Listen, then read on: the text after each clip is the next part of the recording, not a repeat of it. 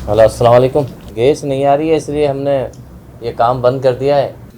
ये फोन आया ताज, इस फोन को ले जाके फेंक दो। अब मैं नहीं कर रही। नहीं तो क्या करना भाई, अब क्या करें, कैसे बताएं बताएं आप।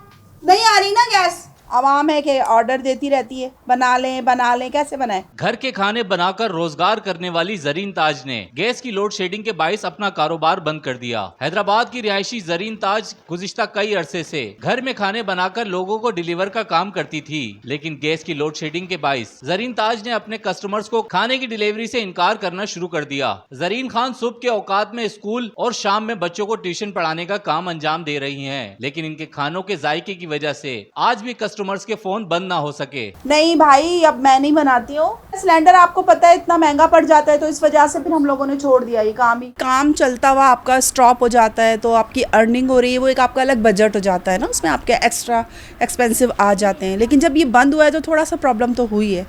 तो अब उसके बाद ये है कि चलें, ये हल निकाला है कि बच्चे हैं, ट्यूशन्स हैं, अल्हम्दुलिल्लाह, स्कूल है, हस्बैंड हैं, उनकी पेंशन वगैरह है, तो अल्हम्दुलिल्लाह हम तो काम चला ही रहे हैं। लेकिन ये कि दूसरों को भी परेशानी हो रही होगी जिनके हस्बैंड्स का नहीं है कोई ज़राए आमदनी। जरीन ताज के शोहर ताजुद्दीन शेख अपनी रिटायरमेंट के बाद एहलिया के काम में बराबर का हाथ बटाते थे, लेकिन जब से इनका ये काम बंद हुआ वो भी घर में बैठे हुकूमती बेहसी पर अफसोस का इजहार करते हैं। माशाल्लाह हम बोलो खुशहाल थे क्योंकि अच्छा प्रॉफिट मिल रहा था खाने पीने के आइटम में। तकरीबन 50% प्रॉफिट होता है। डिलीवरी हमें साथ देने जाता था इनके।